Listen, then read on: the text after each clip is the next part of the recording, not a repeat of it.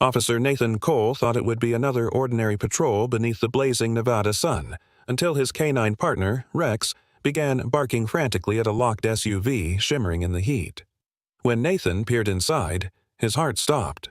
A young woman, bound and barely breathing, lay slumped against the seat. The temperature outside was over 104 degrees F, and inside that metal coffin, death was minutes away. But what shook him most wasn't the scene. It was what the woman whispered after he broke the window and pulled her out. "They were going to kill me, because I'm pregnant." From that moment, a simple rescue became a race against time, a battle to uncover a dark network of human trafficking hidden beneath the sands of Silver Creek. What happened next will make you cry and believe in miracles again. Before we start, tell me where you're watching from. Drop your country in the comments. I want to see how far this story travels. The sun above Silver Creek, Nevada, felt like molten iron poured straight from the sky. The desert shimmered beneath it. Every rooftop flickered. Every car hood glowed like a blade fresh from the forge. It was noon, the kind of dry, punishing heat that made even the wind feel cruel. Officer Nathan Cole, 37, wiped a line of sweat from his brow as he steered his patrol SUV down the empty street. The rhythmic hum of the engine was the only sound in that furnace-like silence. He was a tall man with sharp shoulders, sun-marked skin, and the weary calm of someone who had seen too much. His dark navy uniform clung to him, the badge on his chest glinting like a piece of captured light. Beside him sat Rex, his 6-year-old German Shepherd partner, alert, muscular, with sable and black fur and eyes like polished amber. Rex's tongue hung out slightly, panting from the heat, but his gaze never wavered. He'd been trained for years as a canine. Disciplined, obedient, but with instincts sharper than any radio call. The two had been together for 4 years now, through midnight chases, missing child searches, and long stretches of silence on desert patrols. Nathan often joked that Rex was the only one who truly understood the language of the road. That day, the asphalt rippled in waves of white heat. Most of Silver Creek's residents were hiding indoors, curtains drawn, air conditioners humming.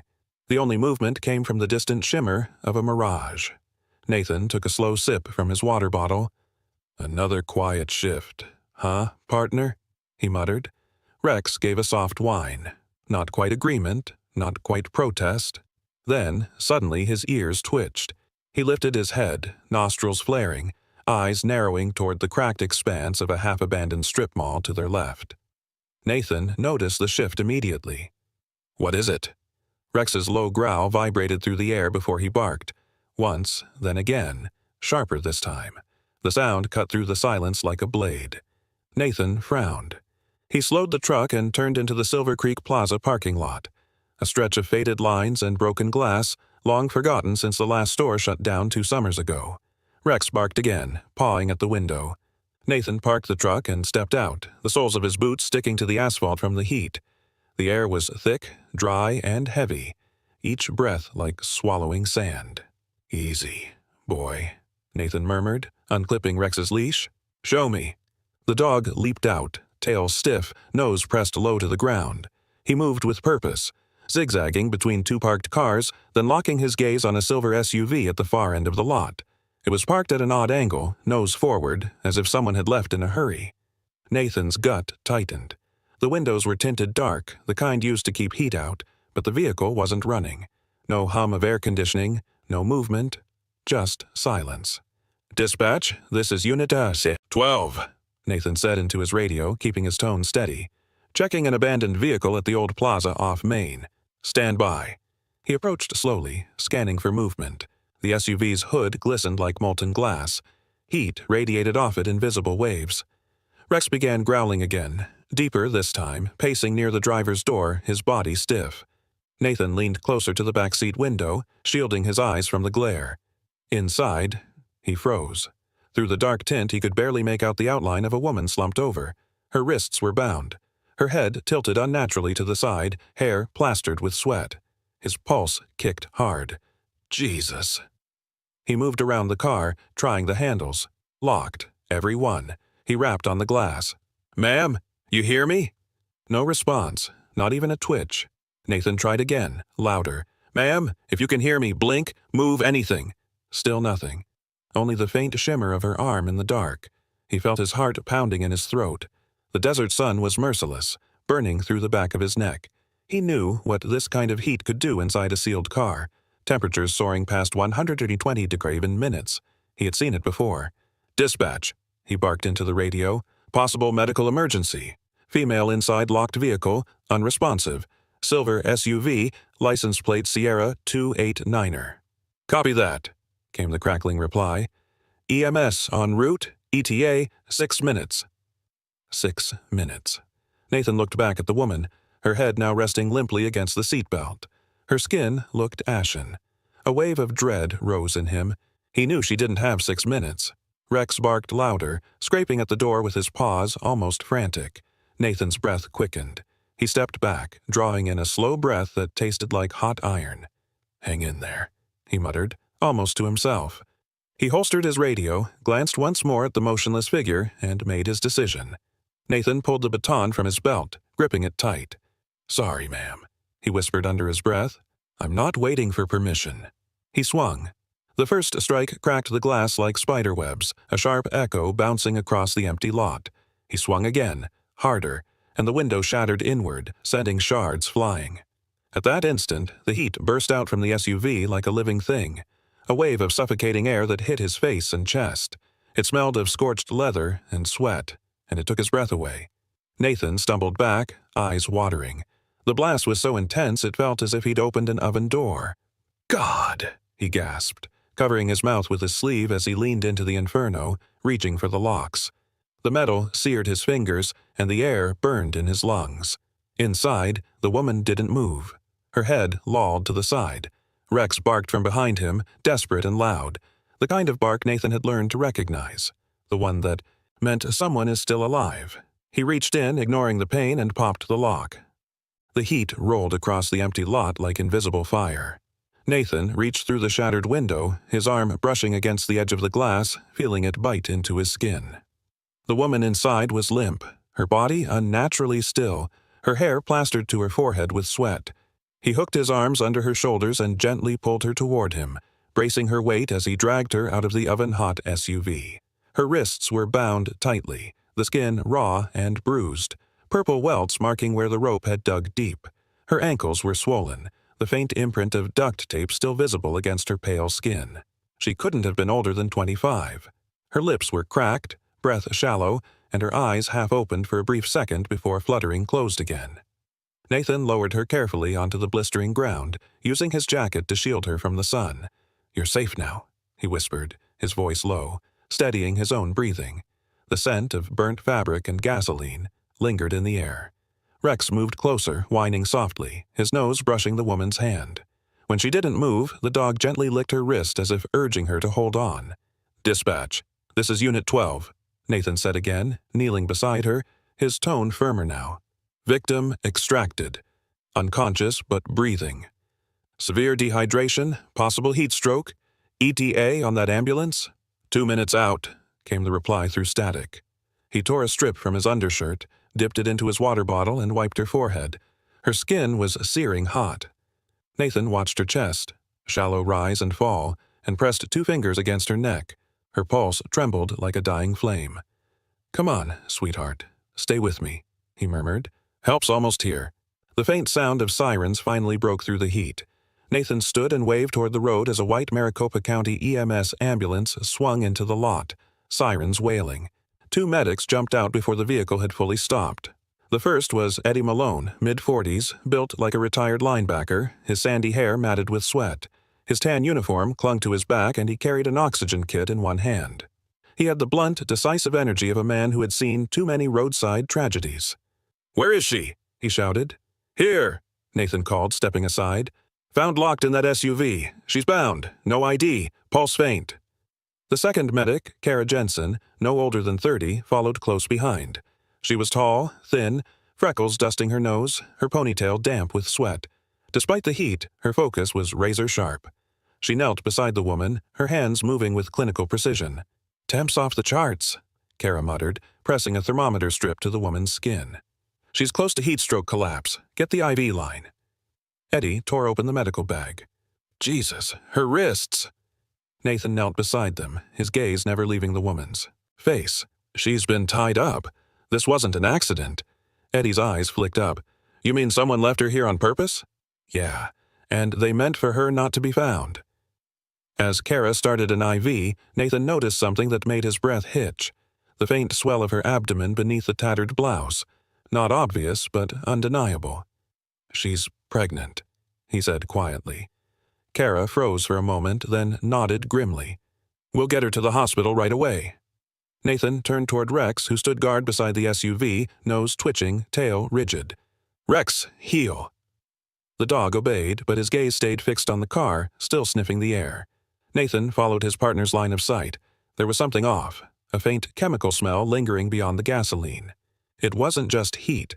Something had been poured inside. He took a cautious step closer, crouching by the back wheel. A dark patch stained the pavement. Engine oil mixed with another substance. Lighter fluid. He recognized it instantly. The pieces started to fit together like a puzzle he didn't want to solve. They were going to burn her alive, Nathan muttered under his breath. Kara looked up. What did you say? Nothing, he said quickly, standing. Get her stabilized. I'm riding along. Within moments, they had the woman secured onto a stretcher. Eddie slid an oxygen mask over her face, checking her vitals. Heart rate slow, but steady. Let's move. As they lifted her into the ambulance, Nathan leaned toward Kara. Call Dr. Warren directly at Silver Creek Medical. Tell him it's a critical intake. Don't take her anywhere else. Kara nodded without question. Something about his tone left no room for argument. Nathan climbed into the passenger seat beside Eddie, while Rex jumped into the patrol truck behind them, his head poking out the window as if refusing to be left behind. The ambulance roared onto the main road, siren echoing across the barren desert. Inside, the woman stirred faintly, her fingers twitching against the blanket. Nathan turned in his seat, meeting Kara's eyes in the mirror. How bad? She's severely dehydrated, Kara said. But if we get her cooled and on fluids soon, she has a chance. The baby, too. Nathan exhaled slowly, the knot in his chest tightening. He'd seen cruelty in many forms. Greed, anger, desperation. But this was different. This was deliberate. Whoever had done this hadn't just wanted to hide a crime. They wanted to erase a life. As the ambulance sped through the shimmering highway, the smell of scorched sand filled the cabin. Nathan stared out the windshield, the endless desert stretching before them like a graveyard of heat. His radio crackled. Unit 12, we've received your report. Was the vehicle registered? Negative, Nathan replied. Plates were temporary, untraceable. The car's VN tag looks scratched off. Someone wanted this buried. Copy that. Proceed to Silver Creek Medical and file an incident record once stable. Understood. He clicked off the radio, jaw tightening. He looked back at the woman, her hand now trembling lightly against the gurney. Beneath the oxygen mask, her lips moved, a whisper he barely caught. Baby. Nathan leaned closer. You're going to be okay. Both of you. Her brow furrowed as if she heard him. Then her breathing steadied. Kara adjusted the IV. She's responding. By the time they reached Silver Creek Medical Center, the sun had begun to dip, turning the horizon into molten orange. A nurse waited by the sliding doors with a gurney. Nathan jumped out as Eddie and Kara rolled the stretcher forward. The nurse, Linda Perkins, a woman in her late 50s with soft gray hair tied in a bun, hurried to meet them. Her green scrubs were neatly pressed despite the heat, and her voice carried the calm assurance of decades spent in chaos. What's her condition? Severe dehydration, possible heat stroke, early pregnancy, Kara replied quickly. Linda's eyes softened as she took in the woman's state. Poor thing. Let's get her inside. Room 3A is prepped. Nathan followed as they wheeled her through the hallway, his boots echoing off the linoleum floor. The air conditioning inside the hospital felt like a different world. Cold, sterile, safe. He watched as Linda began giving orders to the team, her movements efficient, practiced. Nathan stopped just outside the room's glass window. Through it, he saw them working, adjusting monitors, placing cooling packs, running IV lines. The woman lay motionless under the fluorescent light, her dark hair spread across the pillow like a shadow. He crossed his arms, breathing out slowly. Rex waited back in the patrol car, probably pacing by now. Nathan rubbed the back of his neck. Something in his gut wouldn't settle. The temporary plates, the lighter fluid, the rope marks. None of it fit an ordinary crime of neglect. He turned as Linda stepped out moments later, wiping her hands on a towel. She's stable for now, she said softly. Still weak, but she'll make it through the night. Nathan nodded, but his eyes stayed on the window. Good. Keep her under observation, and don't let anyone in without clearance." Linda frowned. "Do you think someone might come after her?" Nathan's gaze hardened. "Let's just say this doesn't feel like an accident." Outside, the desert sun sank behind the mountains, painting the world in deep gold. Nathan stood there for a long moment, listening to the muffled hum of machines, before whispering, almost to himself, "We'll find whoever did this." And somewhere beyond the hospital walls, the wind carried a low, distant rumble, the sound of a storm beginning to rise. The quiet hum of machines filled the small hospital room, blending with the soft rhythm of the air conditioner. It was early evening in Silver Creek. Outside, the last streaks of orange sunlight stretched across the desert horizon, painting the glass windows in a faint, amber glow. The heat of the day had finally begun to fade, but inside the room, tension lingered like a shadow. Officer Nathan Cole sat by the bed, elbows on his knees, hands clasped, his uniform still dusty from the afternoon. His badge caught the faint light as he leaned forward, eyes fixed on the woman lying before him. Her name, according to the nurse's chart, was Megan Hart, 24 years old. She was small, fragile-looking, her skin pale against the white sheets. Her dark brown hair fell across her face, damp with sweat, and bruises covered her wrists. Angry red and purple marks that spoke of hours, maybe days, in restraints. Beside her, Nurse Linda Perkins adjusted the IV line with the steady hands of someone who had done this 1,000 times. The older woman's silver-gray hair glowed under the fluorescent light, and her eyes, tired but kind, held both professional calm and maternal concern. She leaned over the patient, checking her pulse. "Her vitals are stronger now," she said softly, "but she's still scared of every sound. Poor thing hasn't said a word since we brought her in." Nathan nodded, glancing at the monitor. The steady beeping was a relief. It meant the young woman was still fighting. He'd seen victims lose that fight long before the body gave up. Fear could do that, hollow a person out from the inside. Linda's voice dropped to a whisper. "Officer Cole, I noticed something when we cleaned her up." She gently moved the edge of the hospital gown aside to reveal faint bruises on Megan's neck. Long, oval-shaped marks, the kind left by fingers pressing hard. "Someone tried to choke her," Linda said grimly. "Not too long before you found her, I'd guess." Nathan's jaw tightened. They didn't just plan to abandon her, they meant to finish the job. Before Linda could respond, Megan stirred. Her hand twitched and a soft sound escaped her lips. A breath caught between a sob and a whisper. Her eyelids fluttered open, revealing eyes the color of hazelnuts under smoke. She looked around the room, wild and disoriented, until her gaze landed on Nathan. "It's okay," he said gently, raising both palms in a calming gesture. "You're safe. You're in Silver Creek Medical Center. My name's Nathan Cole. I'm a police officer." She blinked rapidly, her chest rising and falling. Her voice came out hoarse, almost broken. Where am I? What happened?" Nathan pulled his chair closer. "You were found unconscious inside a locked car this afternoon.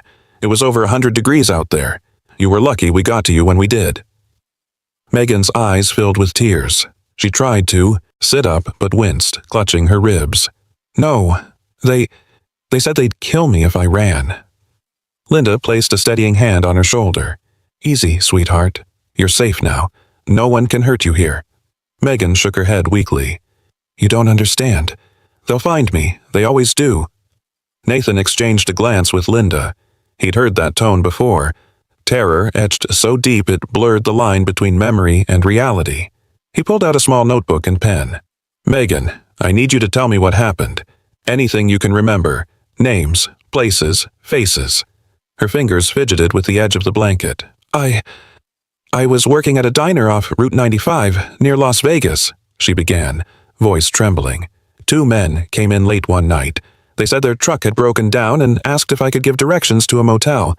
I thought they were harmless." She paused, swallowing hard. "When I walked them out to show the turnoff, one of them grabbed me. The other had a syringe." Linda covered her mouth, horrified. Nathan's pen froze over the page, but his eyes stayed on Megan, encouraging her to continue. "I woke up in the back of a van," she said, tears spilling down her cheeks. "There were others, women, but after a few hours I didn't see them anymore. I think they separated us." Nathan's hand tightened around the pen. He'd heard whispers of these operations before, moving victims through small towns, off the radar, in unmarked vehicles. "Do you remember where they took you?" "An old warehouse," she said, shaking her head. "It smelled like gasoline and bleach. I heard one of them say something about Phoenix, but I never saw daylight, just lights and concrete." Nathan leaned forward. "You said they. How many?" "3 men," she whispered. "One called the shots. The others did what he said. He wore a black jacket with a patch. Maybe military, but old. His name was Frank. Frank Dorsey." The name hit Nathan like a spark to dry tinder. Frank Dorsey, a known trafficker, suspected in multiple disappearances along the Nevada-Arizona corridor. He'd vanished years ago after escaping a federal sting operation. Nathan's pulse quickened. "Did you hear what they planned to do with you?" Megan hesitated, her breathing uneven. "When they found out I was pregnant, they got angry. Said I'd ruined everything. I begged them to let me go. Frank said no one would believe me, that they'd make it look like an accident. They said they'd leave me in the desert and burn the car." Linda turned away, blinking back tears. Nathan scribbled notes quickly, his knuckles white. "How long ago was this?" 2 days? Maybe 3. I lost count," she murmured. "Did they say where they were headed next?" She shook her head. "No. They argued about something. Money, I think. One of them didn't want to kill me. He said it was too messy. The other said no one would ever find me." Nathan lowered his pen. The lines between anger and empathy blurred. He had investigated trafficking cases before, but hearing the words come directly from the victim, the fear in her voice, the scars still fresh, carved deeper than any report. Linda handed Megan a cup of water. "Here, honey, slow sips." Megan nodded, hands trembling as she drank. Her eyes darted toward the window, as if expecting someone to appear outside. Nathan noticed. "You're safe here," he said softly. "No one knows where you are except hospital staff and law enforcement. We'll make sure they don't come near you." Her voice was barely audible. "They always find a way." Nathan leaned back, rubbing his temples. "We'll increase security. I'll talk to the chief myself." He paused, lowering his voice. "Megan, did you ever meet anyone else? Someone they worked with? Maybe someone local?" She frowned, trying to recall. "There was a man. He came to the warehouse once. They called him Miller, said he handled their permits. I didn't understand what that meant." Nathan froze. The name twisted in his chest. Sergeant Tom Miller. His colleague. Trusted. Reliable. Until now, he had never once doubted the man. But the coincidence clawed at him like a splinter under the skin. He kept his tone even. "Miller, you're sure about that?" She nodded weakly. "Yes. He had a badge. Said no one would ever question a cop." Nathan felt his throat tighten. He rose from the chair and walked toward the window, his reflection merging with the fading sunset. A bead of sweat rolled down his temple despite the cool air. Behind him, Megan's voice broke again. "Officer, am I going to prison for what happened?" He turned, startled. "What? No, you're the victim here. But they said—" "They lied," he interrupted gently, stepping closer. "You're safe. I promise you that." Linda adjusted the blanket and gave Nathan a reassuring look. "She needs rest. You can get more details tomorrow." Nathan nodded but didn't move for a moment. He watched Megan close her eyes again, her breathing slowing as exhaustion claimed her. When he finally stepped out into the corridor, the fluorescent lights hummed overhead. He flipped his notebook shut, but the names inside burned in his mind. Frank Dorsey, Miller. The hallway smelled faintly of antiseptic and desert dust. Rex was waiting outside the entrance, lying near the vending machine, tail thumping faintly when Nathan appeared. He crouched beside the dog, scratching behind his ears. "You were right, partner," he murmured. "This isn't just a rescue. It's something darker." Outside, the night settled over Silver Creek, quiet, heavy, and full of secrets. The desert night had fallen over Silver Creek, painting the world in shades of blue and silver. The hospital's parking lot was nearly empty, save for the hum of a flickering streetlight and the rhythmic panting of Rex beside Nathan's patrol truck. It had been hours since Megan Hart fell asleep, exhausted after recounting her story, but Nathan's mind refused to rest. Every piece of what she had said, the names, the smells, the threats, circled through his thoughts like vultures. He leaned against the truck, flipping open his notepad. Scrawled words stared back at him. Frank Dorsey. Warehouse. Fire. He looked down at Rex, whose ears were perked, nose twitching in the cool air. You smell it too, don't you? He murmured. The dog gave a low whine, tail brushing the asphalt. Nathan had noticed it earlier inside the hospital, a faint chemical odor on Megan's clothing, something more than gasoline. He couldn't ignore it. He stepped back inside the hospital to find Nurse Linda Perkins, still on duty despite the late hour. Her tired face softened when she saw him, though concern still clouded her eyes. "You're still here?" she said, her voice low. "Couldn't sleep," Nathan admitted. "I need to take a look at Megan's clothes, the ones you logged as evidence. I think there's something on them." Linda hesitated. "Officer, those garments are contaminated. They reek of fuel. You could smell it from the corridor."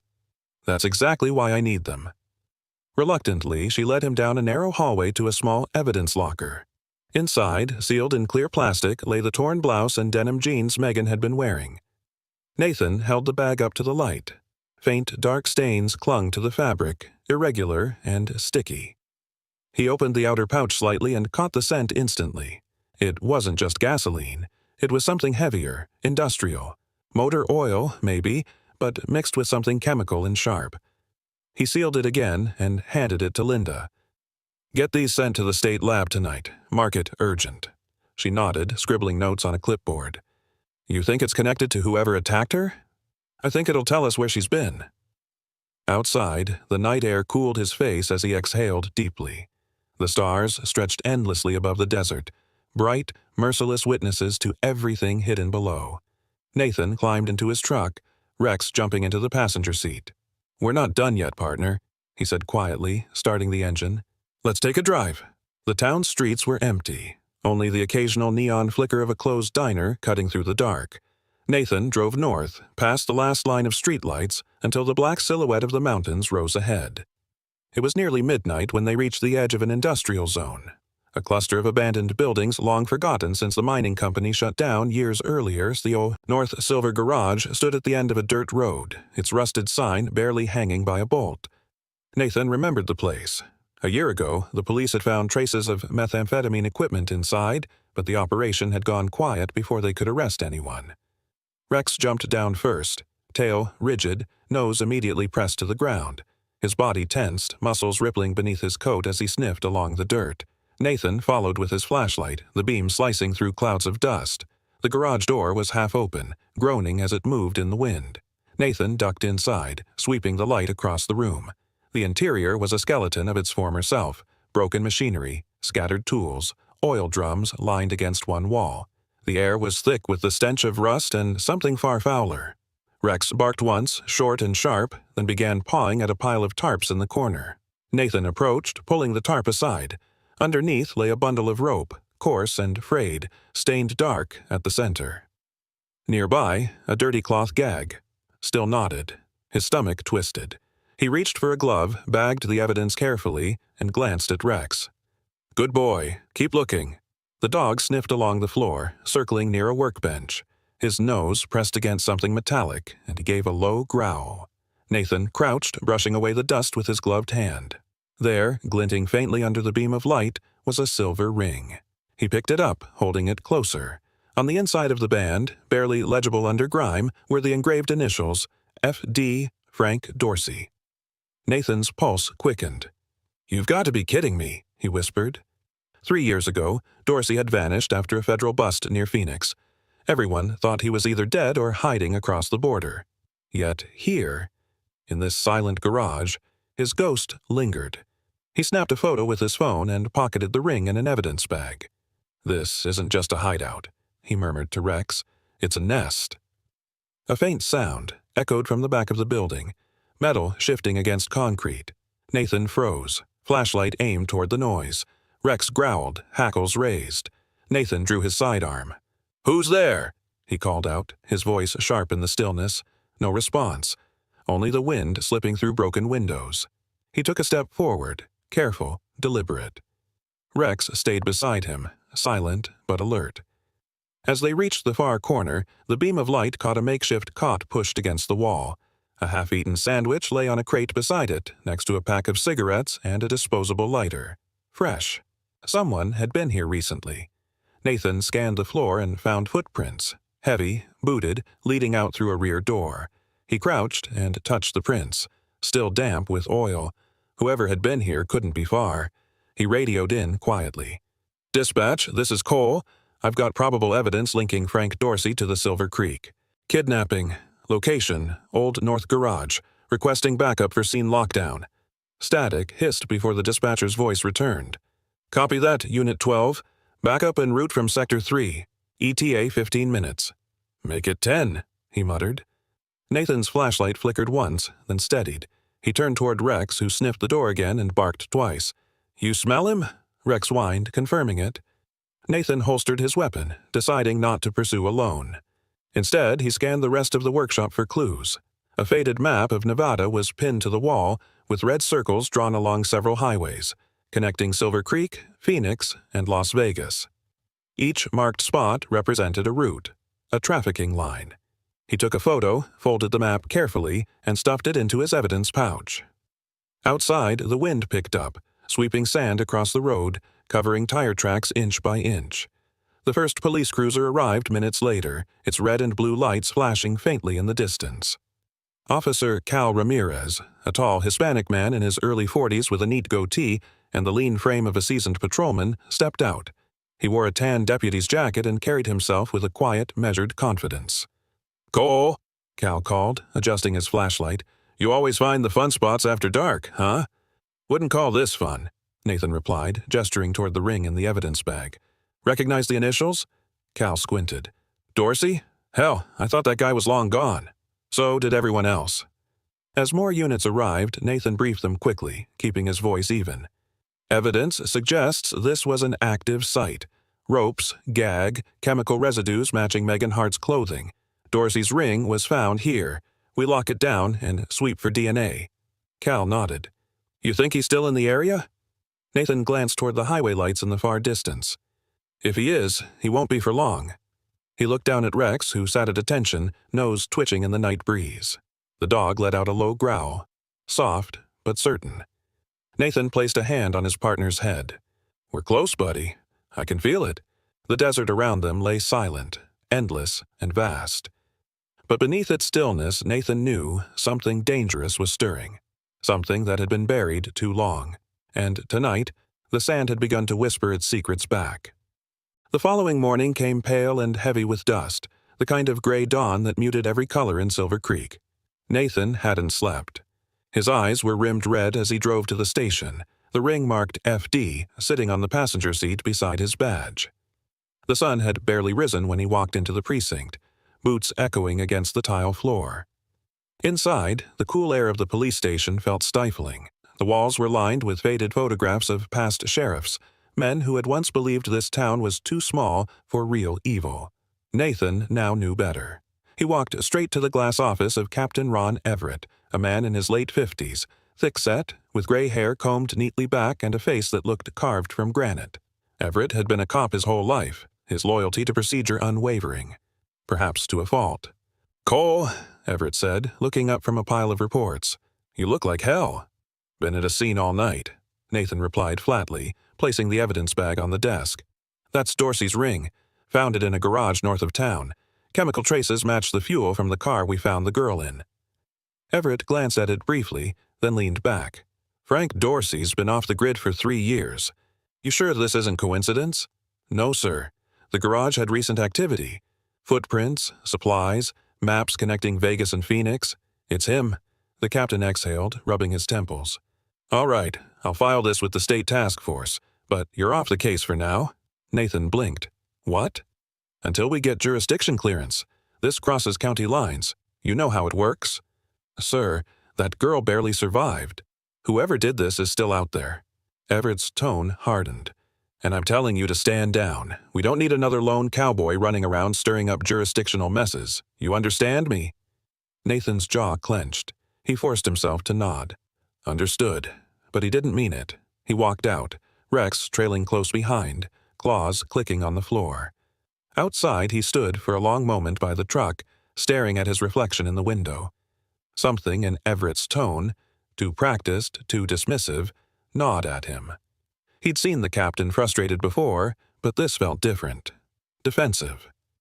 He opened the truck door and looked at Rex. "We're not done," he muttered. That evening, Nathan returned to the hospital. The building glowed faintly under fluorescent light, the desert night pressing close around it. Inside, Nurse Linda Perkins was still on shift. Her green scrubs looked more wrinkled than usual, her tired eyes flicking up when she saw him. "You shouldn't still be working," Nathan said softly. "Neither should you," Linda replied with a faint smile. "Something tells me we're both bad at following orders." Nathan smirked. "You have no idea." He leaned against the counter. "How's Megan?" Linda's face grew serious. "Better physically. Emotionally, not so much. She's jumpy. Every time the phone rings, she flinches." Nathan frowned. "Phone?" Linda nodded. "She's been getting calls. No one speaks. Just silence." That was enough to twist Nathan's gut. He moved toward the patient rooms, his boots soundless on the linoleum. Megan was sitting up when he entered, her thin frame wrapped in a hospital blanket. She looked fragile but alert. Her eyes lifted as he entered. "They called again," she said quietly. "3 times. I don't know how they found me." Nathan sat beside her. "Did you answer?" "The first time.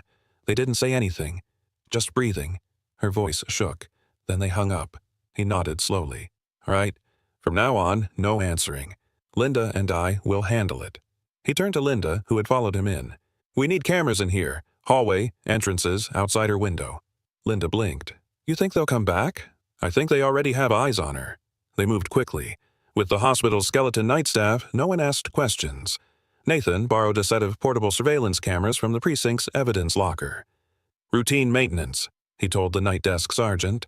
By 10 o'clock, he and Linda had mounted small black cameras in the hallway corners, another disguised near the exit sign, and one inside Megan's room, hidden behind a bouquet of flowers from the nurse's station.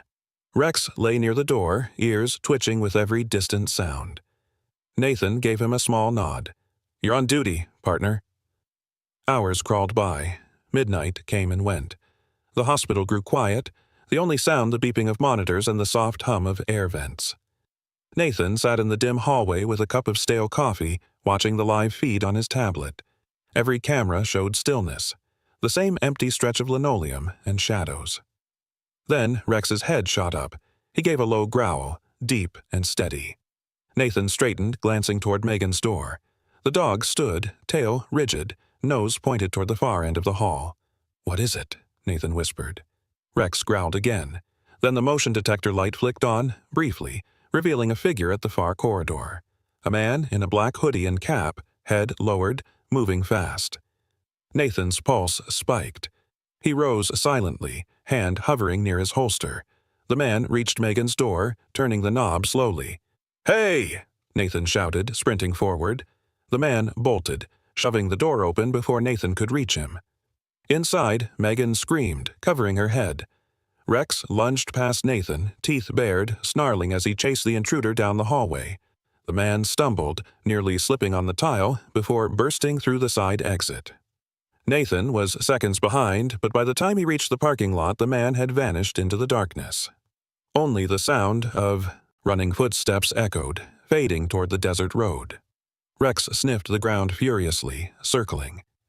Nathan's flashlight swept across the lot and caught something glinting near the doorway. A cell phone, screen still lit. He crouched, picking it up with gloved hands. The display showed an open map, coordinates blinking red, a warehouse marker west of Silver Creek. Nathan's stomach dropped. "You've got to be kidding me." Rex barked once, low and angry.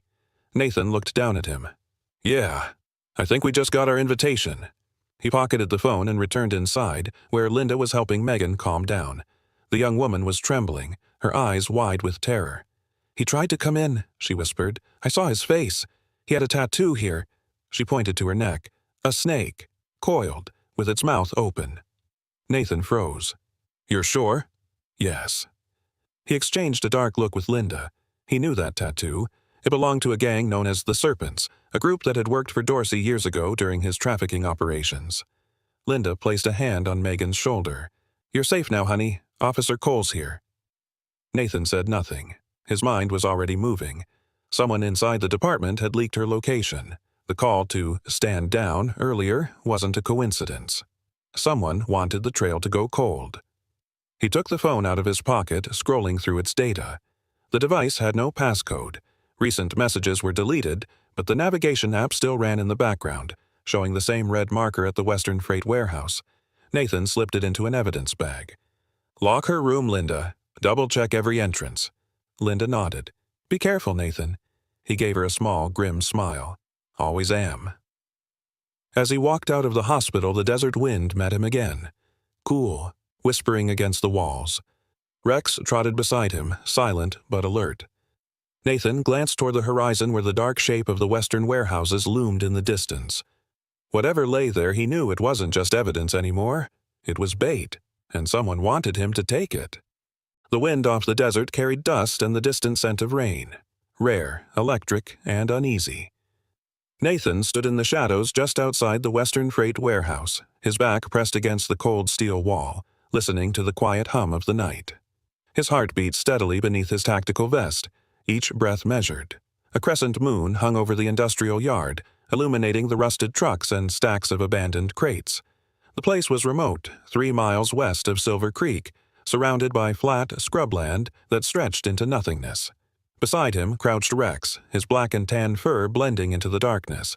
The German shepherd was tense, alert, head low, eyes glinting with silent focus. Nathan rested a gloved hand on his neck.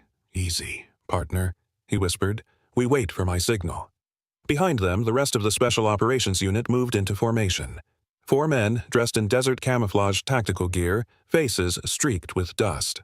The team was led by Sergeant Paul Granger, a seasoned officer in his early 40s, square-jawed and deliberate, the kind of man who gave orders with calm authority. He had transferred from the State Task Force 6 months earlier and carried himself like a soldier still half in the field. "You sure about this intel, Cole?" Granger asked under his breath, checking his rifle. Nathan nodded. "The phone we found at the hospital traced straight here. If Dorsey's still running the operation, this is where he's hiding." Granger's eyes flicked to the dark windows of the warehouse. "Then we do this clean. No cowboy stunts." Nathan gave a faint smirk. "I'll let Rex do the stunts." The sergeant almost smiled. "That's what I'm afraid of." They moved silently across the gravel lot, boots crunching softly underfoot. The structure loomed ahead. 2 stories of corrugated metal, with a single flickering light above the main loading bay. Nathan signaled the team to split, 2 circling left, 2 right. He and Rex advanced through the center, crouched low, rifle at the ready. The front door was padlocked, but the metal around the latch looked recently cut and reattached, a sign of frequent use. Nathan pointed. "They've been in and out tonight." Granger gave the go-ahead signal. One of the officers, Eli Turner, a wiry man in his 30s with a mechanic's hands and sharp blue eyes, stepped forward and attached the breaching tool. With a muffled crack, the lock snapped and the door creaked open. The smell hit them instantly. Sweat, oil, and something sour, like fear trapped in steel. Inside, dim light flickered from old industrial lamps strung along the rafters. The team swept in formation, rifles raised. Rex stayed close to Nathan's knee, every sense alive. They passed rows of wooden crates stacked to the ceiling, many marked with false shipping labels. Nathan's flashlight skimmed over a rusted forklift, then caught movement, a shadow, slipping behind a row of containers. He froze. "Left side," he whispered. Before Granger could respond, a burst of gunfire erupted, bullets clanging off metal. The team dove for cover. Sparks flew, and the echo of shots ricocheted through the warehouse. "Return fire!" Granger barked. Nathan rolled behind a crate, pulling Rex close. He spotted the muzzle flash. Upper catwalk, far right. "Second level! 2 shooters!" Turner responded with precision shots, the metallic ping of spent shells falling to the ground. One figure dropped from the catwalk with a heavy thud. The other scrambled deeper into the shadows. Nathan signaled to Rex. "Find him." The dog launched forward, sprinting across the open floor. A gunman burst from behind a truck, raising his weapon, but Rex was faster. The shepherd leaped, teeth clamping down on the man's wrist. The gun clattered to the ground, and Rex's growl filled the cavernous space. Nathan was already there, cuffing the suspect in seconds. "Clear your corners," Granger shouted. "Keep moving." They pushed forward. As Nathan rounded the last row of crates, the beam of his flashlight froze on a sight that stole the breath from his lungs. 3 massive freight trucks lined side by side, their back doors open. Inside each one were metal cages, 6 to a truck, and inside the cages, women. They were silent, eyes wide, faces pale in the harsh light. Some clutched each other, others simply stared, their expressions hollow from exhaustion. One reached toward Nathan weakly through the bars. "Help us," she whispered. For a heartbeat, time stopped. Nathan swallowed hard, voice thick. "You're safe now. We're getting you out." Granger joined him, eyes wide with horror. "Dear God, it's a trafficking hold." Before they could move, more gunfire erupted from the mezzanine. The officers scattered for cover. A bullet tore through a crate inches from Nathan's head. He ducked low, shouting, "Top floor, southwest corner." Rex barked furiously, pulling toward the stairs. "Go," Nathan ordered, chasing after him. The shepherd bounded up the steps, paws clanging against the metal. Nathan followed, rifle raised. At the landing, a figure emerged from the shadows. Tall, broad-shouldered, face partially covered by a scarf. His right arm hung oddly, the sleeve of his jacket torn and bloody. Even under the grime, Nathan recognized him. Frank Dorsey. "You should have stayed out of this, Cole," Dorsey rasped, his voice rough with smoke and years of whiskey. "You've no idea how deep this goes." "Drop it, Frank," Nathan said evenly. "It's over." Dorsey laughed, a dry, cracked sound. "Over? You think these girls are the end of it? You're late. The trucks were supposed to roll out at dawn." He raised his pistol, hand trembling. Nathan squeezed the trigger first, aiming for the shoulder. The bullet struck, spinning Dorsey sideways. He fell against the railing, the gun slipping from his grip. Rex lunged, knocking it away. "Don't make me shoot again," Nathan warned. But Dorsey only glared at him, pain twisting his face. "You're one of the good ones, huh? Wait till you learn who you really work for." Before Nathan could respond, Dorsey staggered forward, trying to grab something from his jacket. Rex reacted instantly. He charged, slamming into Dorsey's chest, sending both of them crashing against the wall. The man went down hard. Nathan moved in, cuffing him with practiced precision. The room fell silent except for Dorsey's ragged breathing. Below, Granger's voice echoed, "All clear! We've secured the victims!" Nathan exhaled, tension draining from his shoulders. He retrieved Dorsey's pistol and noticed something sticking out of the man's pocket. A folded piece of paper, creased and stained. He pulled it out, unfolding it under his flashlight. It was a list. Names, dates, dollar amounts, and, at the top, scrawled in rough handwriting, "Confirmed buyers." His stomach turned.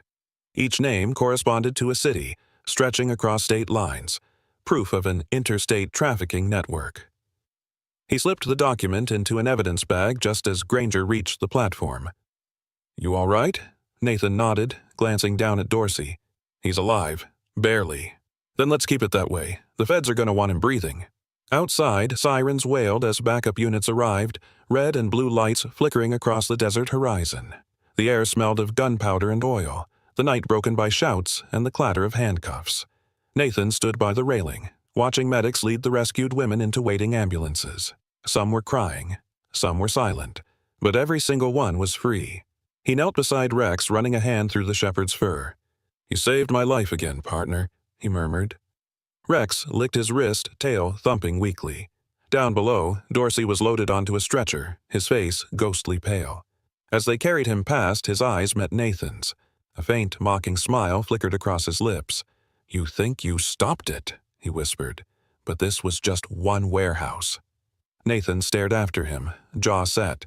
The wind howled outside, scattering sand across the floor, and in that moment, the victory felt both complete and unfinished. The morning sun rose over Silver Creek, washing the desert in pale gold. Dust shimmered across the parking lot of the police headquarters, settling on patrol cars and the faded sign that read Silver Creek Sheriff's Department. Inside, the air buzzed with restrained chaos. Officers moved in and out of offices, phones rang, reports were printed. Everyone was talking about the raid. But Nathan felt none of the relief that usually followed a successful operation. He stood behind the interrogation room's one-way glass, arms folded, staring through the mirror. On the other side sat Frank Dorsey, handcuffed, slouched, his bandaged shoulder seeping through the gauze. His face was a roadmap of scars and old violence, eyes bloodshot but calculating. Despite the pain, he looked like a man who still believed he held the upper hand. The air conditioning hummed overhead.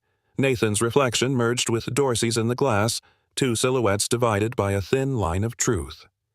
Detective Carla Monroe, A state investigator assigned after the raid joined Nathan at the window. She was in her mid-30s, sharp-featured, with close-cropped auburn hair and a beige blazer that gave her a precise, professional look. A faint scar on her chin hinted at years in undercover work. "He's not saying much to anyone but you," she said quietly. Nathan's jaw tightened. "He'll talk." Carla crossed her arms. "You really think he's going to confess to everything just because you stare at him long enough?" "I don't need everything," Nathan replied. "Just one name." She gave a small, skeptical smirk. "Then good luck, Sheriff." When Nathan entered the room, Dorsey looked up, smiling faintly. "You again? Didn't think the hero of Silver Creek would have time for little old me." Nathan pulled out a chair sitting across from him. "You've got one chance to make this easy, Frank. Start talking." Dorsey leaned back, chains rattling. "Talking's expensive, and I'm not convinced you can afford me." Nathan didn't blink. "You've got a broken shoulder, half your crew's in custody, and a list of buyers in your pocket. The feds are circling. This is your last bargaining chip before they chew you up." That wiped the smirk off his face. He exhaled through his nose, looking at the table. "You think I ran that operation alone?" "I think you ran out of places to hide," Nathan shot back. Dorsey's grin returned. Small, poisonous. "You really don't know, do you? You've been chasing the wrong kind of criminal, Cole. You should have looked closer to home." Nathan's brows furrowed. "Meaning?" "The one who tipped me off about the girl," Dorsey said lazily. "The one who told me when to move the trucks, where your patrols wouldn't be. Someone wearing the same uniform you are." The room fell quiet. Nathan leaned forward, his voice low. "Give me a name." Dorsey smiled, revealing teeth, stained by coffee and neglect. "You already know him." Nathan's stomach dropped. Outside the room, Carla Monroe's voice came through the intercom. "Don't react," she warned, but Nathan's hand had already clenched into a fist. Dorsey continued, voice almost playful. "Sergeant Thomas Miller. Good man, loyal. Bit of a gambler, though. Owed the wrong people. I helped him out. He helped me stay invisible." Nathan sat still, but inside, everything twisted. Miller, his colleague, his drinking buddy, the man who'd trained half the younger deputies. He trusted him with more than his life. Nathan stood slowly. "You're lying." "Believe what you want," Dorsey said, eyes glinting. "But check his bank records. The cash trail doesn't lie." Nathan turned and left the room before he said something he couldn't take back. In the hallway, Carla met him, her expression grave. "If this is true—" "I don't want it to be," Nathan interrupted, "but I'll find out." An hour later, he sat in his office, staring at Miller's personnel file spread open across his desk. It was all there. Years of spotless service, commendations, glowing reports. Yet when he pulled the financials through the department's restricted server, the numbers didn't add up. Large cash deposits every few months. A loan default from a Vegas casino 6 years ago. "Damn it, Tom," Nathan muttered. He grabbed his phone and called dispatch. "This is Cole. I need a location ping on Sergeant Miller's patrol car. Priority 1. The operator hesitated.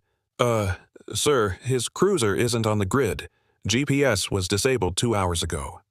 Nathan's blood ran cold. He snapped his fingers. "Rex, come!"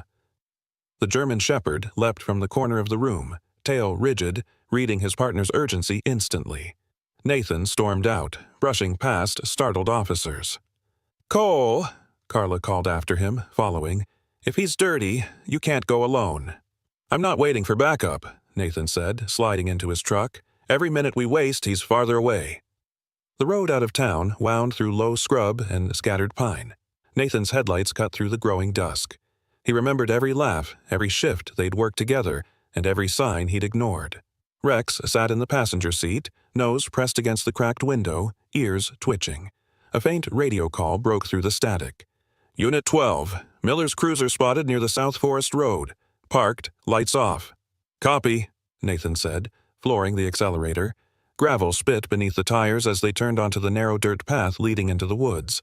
The forest loomed ahead, thick and silent. Nathan killed the lights 100 yards from the signal. The air smelled of pine and damp earth. He could feel Rex vibrating beside him, muscles coiled. "Let's go quiet," Nathan whispered. They moved through the trees like shadows, the faint crunch of branches underfoot the only sound.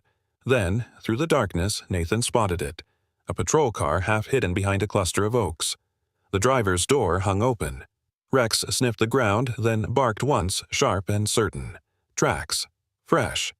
Nathan followed them through the brush until a flicker of movement caught his eye. A man in a gray sheriff's jacket, head bare, bag slung over his shoulder. Sergeant Thomas Miller, late 40s, tall and heavy-set, his hair graying at the sides. His uniform looked wrinkled, his badge glinting faintly in the moonlight. He turned at the sound, and for the first time, Nathan saw fear in his old friend's eyes. "Tom," Nathan called out, voice steady but strained. "Don't do this." Miller froze. "You weren't supposed to find me. You disabled your GPS. You knew I'd notice." "I had to leave, Nate. You don't understand." "Then make me understand." Miller looked down, shoulders sagging. "It started with debt. I was drowning. Vegas, the tables, they owned me. Dorsey found me before Internal Affairs did. Said he'd pay everything off if I helped move shipments. Just a few tips, nothing more. But it never stopped. They kept calling. And then the girl..." He swallowed hard. "They told me to keep quiet. I couldn't stop them." Nathan took a cautious step closer. "You could have come to me." Miller shook his head, eyes glassy. "I couldn't drag you down too." "Tom, you already did." For a moment, neither spoke. Then, Miller shifted his stance, gripping the bag tighter. Nathan noticed the glint of a handgun inside. "Don't," Nathan warned. "Put it down." "I'm sorry," Miller whispered. "Tell my son I didn't mean for it to go this far." He turned to run. "Rex!" Nathan shouted. The German shepherd bolted, closing the distance in seconds. Miller stumbled, trying to aim, but Rex lunged, knocking him off balance and pinning him to the ground. The gun skidded away into the leaves. Nathan rushed forward, cuffing his former friend as Miller struggled weakly beneath him. "Damn it, Tom," Nathan breathed. "You were supposed to be one of the good ones." Nathan hauled him to his feet, breathing hard. The night was silent again, except for the rustle of wind through the trees. Rex stood beside him, panting, eyes fixed on the prisoner. When the flashing red and blue lights finally cut through the darkness, Nathan didn't look at them. He just stared at the man he once called brother, wondering how deep the betrayal went. Rain came softly at first, a rare blessing over the dry lands of Silver Creek, but by dawn the clouds broke into a full downpour. Thunder rolled over the mountains as if the desert itself was exhaling after a long silence. Nathan stood by the hospital window, watching the rain trickle down the glass. The storm mirrored the chaos still swirling inside him. Miller's confession had exposed a rot in the department, but his warning about someone bigger haunted Nathan like an echo he couldn't silence. Behind him, the faint cry of a newborn cut through the sound of the rain. He turned. Inside the softly lit recovery room, Megan Hart lay in a hospital bed, pale but conscious, her face damp with both exhaustion and relief. A nurse adjusted her blanket while Rex sat loyally by the bedside, his sharp eyes alert and gentle at once. The pup, small, fragile, and perfect, lay nestled in Megan's arms, wrapped in a blue blanket. Nurse Linda Perkins was there too, her usual composure replaced by a tenderness that softened her every movement. She wore a fresh set of pale green scrubs, her hair pulled back into a loose bun, and though her face showed the fatigue of endless hours, her eyes were bright with pride. "She came early," Linda said, voice trembling slightly. "But she's strong, like her mother." Nathan stepped closer, a smile tugging at his lips. "You said she?" Megan nodded weakly. "It's a girl." She looked down at the baby, tears catching the edges of her lashes. "She fought so hard. I almost didn't make it, but she did." Nathan's voice softened. "You both did." Linda patted Megan's shoulder. Stress and trauma triggered early labor, but Rex didn't move an inch through the whole thing. He stayed right beside her, growled at anyone who got too close. Nathan chuckled quietly, kneeling to stroke the dog's head. "That sounds like him." Rex wagged his tail gently, his dark eyes flicking between Megan and the baby. Then, as if sensing the moment's fragility, he rested his head on the bed, pressing his nose against the tiny bundle. The baby stirred, one small hand slipping free from the blanket, and brushed against Rex's fur. For a moment, the room went utterly still. Then, the infant's fingers curled slightly, gripping a tuft of the shepherd's fur. Rex froze, eyes wide as if unsure what to do, and the next instant he let out a soft, almost human whine. Laughter bubbled through the room. Linda, Megan, even Nathan couldn't hold it back. "She already likes him," Megan whispered. "I'd say she's got good taste," Nathan replied. The laughter faded into quiet again, replaced by the soft hum of rain and the rhythmic beeping of hospital monitors. Nathan leaned against the edge of the bed, looking at Megan. "You saved lives, Megan. Telling your story. It helped bring down something much bigger." She smiled faintly. "I didn't think anyone would believe me. I thought I'd die in that car." Nathan's gaze darkened for a moment, remembering the blistering heat, the smell of gasoline, the sight of her tied and fading inside that locked SUV. "You almost did," he said softly, "but Rex heard you before I did." Rex perked his ears as if understanding the compliment. Linda wiped her eyes discreetly. "Don't make me cry again, Cole. I've had enough tears for one night." Nathan smiled. "Then how about some good news?" The governor's office called. The raid at the warehouse exposed an entire trafficking network that spans 3 states. You're being transferred to a safe house until the trials are over. No one's ever going to touch you again. Megan's lip trembled. "Thank you, Nathan. For everything." He shook his head. "Don't thank me. Just promise me you'll keep fighting. For her." Linda adjusted the IV line and smiled. "Speaking of her, have you picked a name?" Megan looked down at the baby again.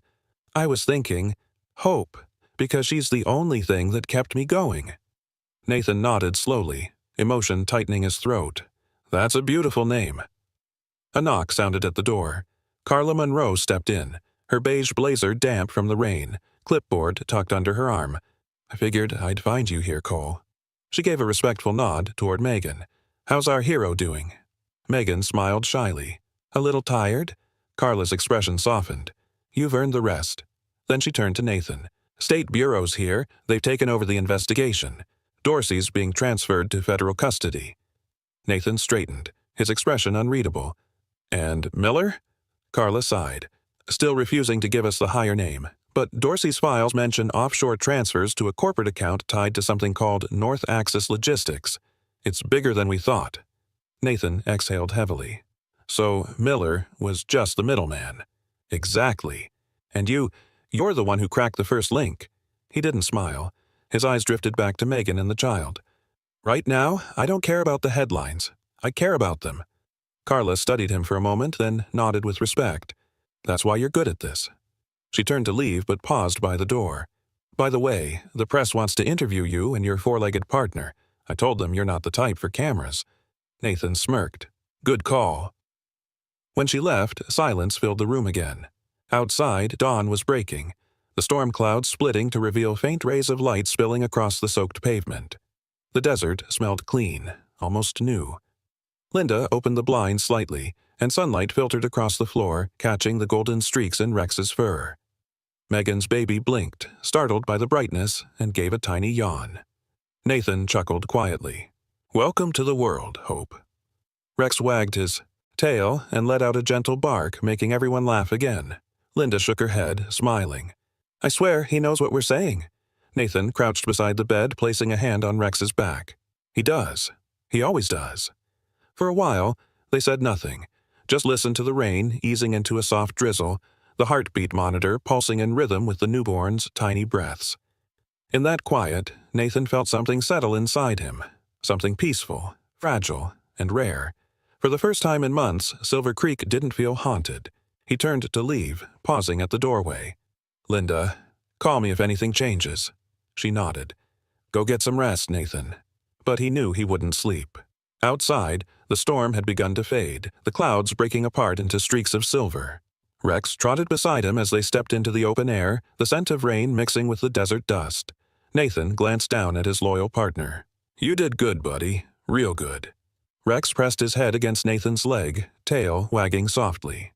For a fleeting moment, as the first sunlight touched the wet streets of Silver Creek, the world felt right again. The past was still heavy, the future uncertain, but for now, there was light and life, and that was enough. Summer slowly crept into Silver Creek, softening the chill that had haunted the town for weeks. The storm had long passed, leaving behind washed skies and the faint perfume of desert sage after rain. For the first time in months, the streets were alive again. Children playing near the old post office, shop owners opening their doors, the hum of normal life returning. Nathan walked through the town square with Rex at his side, the German shepherd's leash loose, his gait confident and calm. Every few steps, someone stopped them. An old man tipping his hat, a mother thanking him quietly, children running up with grins and biscuits for Rex. The dog had become something of a local celebrity since the rescue, his picture featured on the town paper under the headline, "Guardian of Silver Creek." Nathan smiled faintly each time someone waved, but inside he still carried the weight of the case like an old bruise. There were still trials ahead, still names on that list waiting to face justice. Yet today, for once, the air didn't taste like tension. When he reached the hospital, the automatic doors opened to a familiar warmth. Megan Hart was sitting near the window in the recovery ward, a blanket over her knees, the afternoon sun glowing across her hair. She was thinner than before, but stronger, her skin regaining color. Hope, the tiny miracle who had survived everything, slept soundly in a bassinet beside her. Nathan paused before entering, watching her for a moment. She no longer looked like the terrified woman he'd pulled from that burning SUV weeks ago. She looked like someone learning how to live again. Linda Perkins stood nearby, sorting through charts. Her tired face broke into a grin when she noticed him. "Look who's here! The town's hero!" Nathan chuckled softly. "Don't start that." Linda smirked. "Then I'll say Rex's name instead. The nurses have started calling him Dr. Dog. He's probably more popular than all of us combined." Rex wagged his tail as if understanding. Nathan stepped closer to Megan's bed. "How are you feeling?" Megan smiled gently. "Better every day. Still jump when a door slams, but I sleep sometimes. That's progress." "That's more than progress," Nathan said. "That's courage." She looked at him for a long moment, her eyes shining with quiet gratitude. "You didn't just save my life, Nathan. You gave me a reason to believe again." He cleared his throat, embarrassed by the earnestness in her tone. "You did that yourself. I just happened to be there." Linda handed Megan a folder. "You've got your final release papers today. You can go home tomorrow." "Home," Megan repeated softly, as if testing the word for the first time. "I'm not sure I have one anymore." Nathan hesitated. "Actually, about that, there's an opening at the station, clerical work, administrative duties. We could use someone reliable, and it's in a secure building. I talked to the chief this morning." Megan's eyes widened. "You mean work at the police station?" "Think of it as a fresh start," he said, smiling. "Somewhere safe for you and Hope, and maybe a chance to be part of something bigger than the past." Linda grinned. "And if you ever need help with babysitting, I'm sure Rex is available." At that, Rex barked once, tail thumping against the floor, and everyone laughed. By the next week, Megan had settled into her new role at the precinct. The small administrative office overlooked the main courtyard, and though the sound of radios and sirens sometimes made her flinch, she was slowly finding her rhythm. Nathan made a point to stop by daily, checking in under the pretense of paperwork. Hope, bundled in her blanket, often slept in a portable crib beside her desk, watched over by Rex, who treated the baby like his personal assignment. The rest of the department adored the scene. Even Captain Everett, gruff, unshakable Everett, was once caught smiling as Rex lay on the floor, a tiny infant's hand resting on his paw. By late afternoon, the quiet buzz of typewriters filled the room. Megan looked up as Nathan entered, holding a sealed envelope. "Mail just came in," he said. "Thought this one might be for you." She took it and glanced at the heading, Nevada Women's Protection Council. Her hands trembled slightly as she unfolded the letter.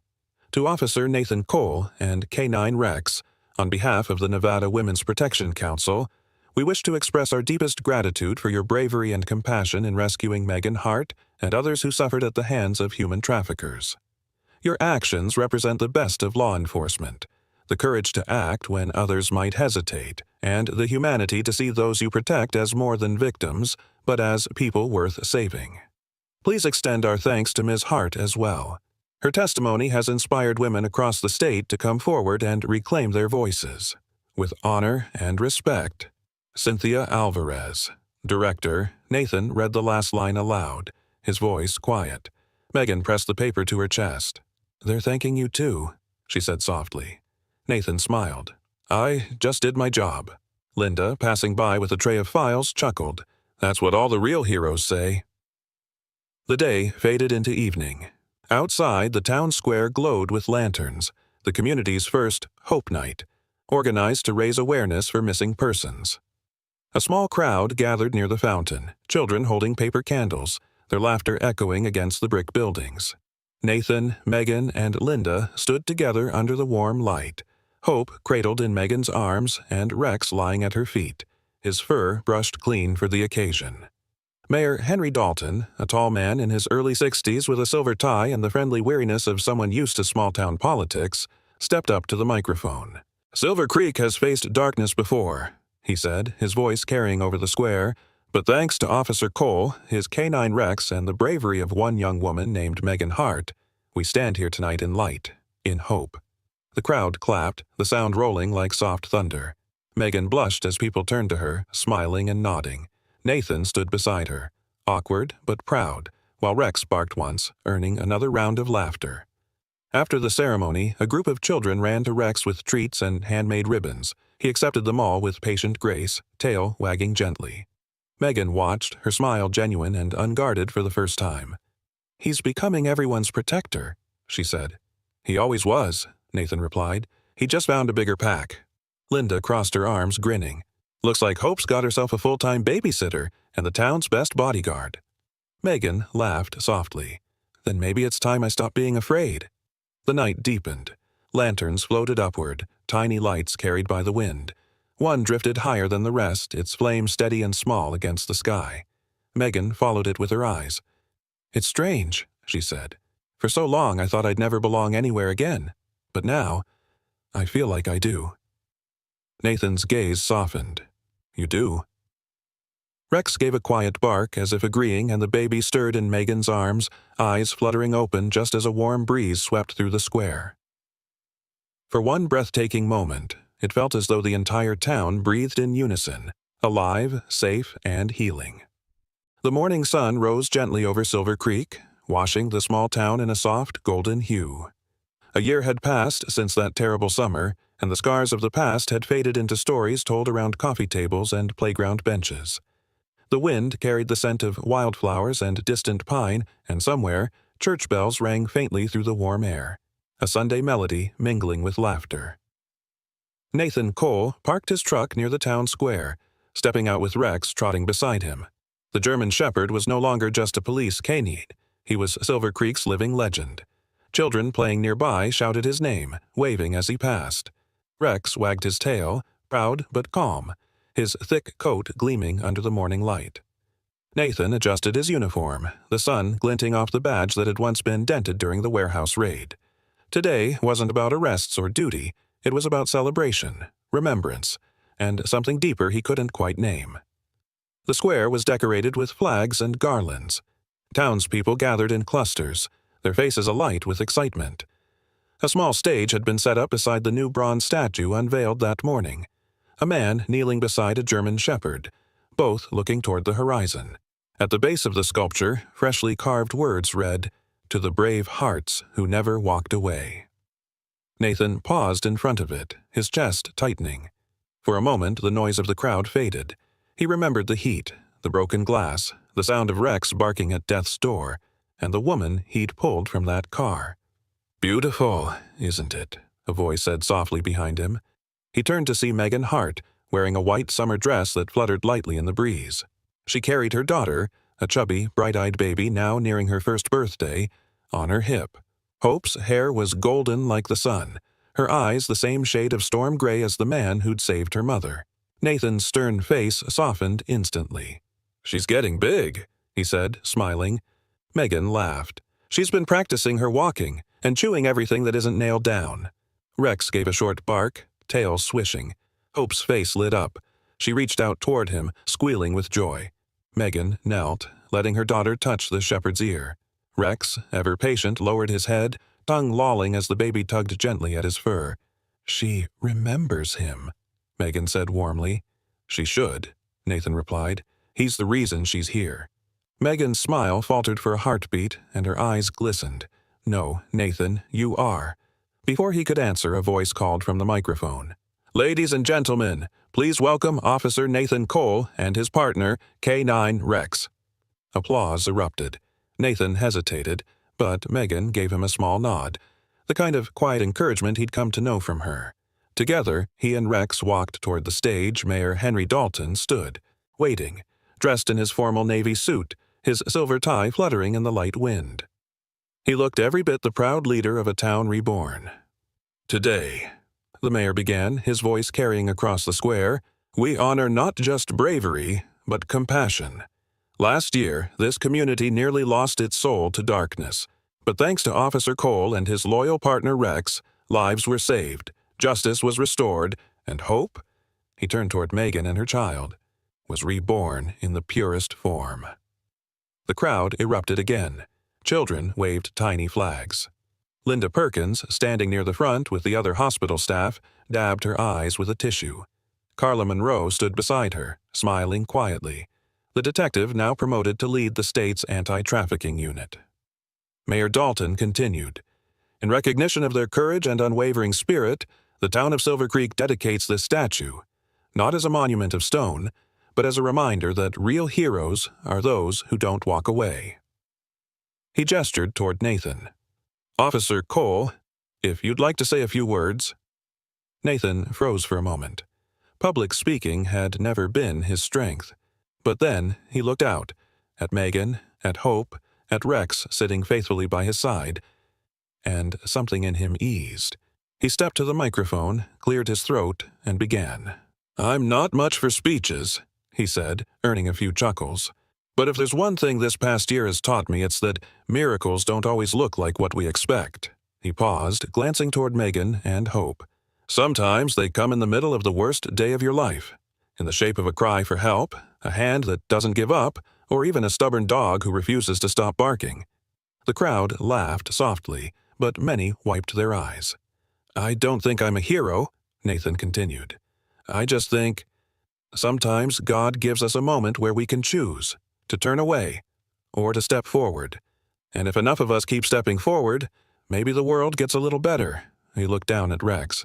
"This guy taught me that. Courage isn't the absence of fear. It's loyalty. It's love." When he stepped back, the applause came like thunder. The mayor shook his hand firmly. "Silver Creek is proud of you, son." As the ceremony ended, the crowd dispersed slowly. Children surrounded Rex again, offering treats and pats. Megan joined Nathan under the shade of a nearby oak tree. The afternoon sun filtered through the leaves, warm and golden. Hope sat in the grass, clapping her tiny hands as the butterflies drifted around her. "She loves the sunlight," Megan said softly. "She's her name," Nathan replied. "Hope." For a moment they stood in silence, the sound of laughter and music drifting through the square. Megan turned to him. "Do you ever regret it? Everything that happened?" Nathan shook his head. "Not a single thing. Some things happen because they're meant to, even the hard ones. They push us where we need to be." She smiled, brushing a strand of hair from her face. "Then maybe we were all meant to end up here." Rex barked once as if agreeing. Hope laughed again, crawling toward the dog. Rex lay down patiently, letting her climb onto his paw. The crowd nearby melted into the background, just the four of them under the sunlight, framed by the bronze statue that bore their story. The clock tower struck noon. Church bells echoed through the air. Nathan looked at the town around him. Alive, grateful, whole. He took a slow breath and whispered, "Maybe this is the miracle." The wind stirred gently, carrying the scent of flowers and the sound of distant laughter. Above them, the sun shone bright and steady, a witness to every heart that had refused to turn away. And beneath that golden light, Silver Creek finally healed. Sometimes the greatest miracles don't come from thunder or lightning, but from small, human choices, like stopping when the world tells you to walk away. Nathan and Rex didn't know that their courage would save not just one life, but many hearts. Through faith, compassion, and the will to act, light entered a place that once held only pain. Just as the Bible says, "Let your light shine before others, that they may see your good deeds and glorify your Father in heaven." Every act of kindness, every moment we choose love over fear, is a reflection of God's grace working quietly through us. Maybe you too are called to be someone's miracle today. A listener, a helper, a person who refuses to turn away. Because when we choose to care, heaven moves closer to earth. If this story touched your heart, share it so others may find hope again. Comment below what part moved you the most, and write amen if you believe that God still performs miracles through ordinary people. Don't forget to like, comment, and subscribe for more stories that remind us of faith, courage, and love. May God bless everyone who listens, and may His light guide you through every storm.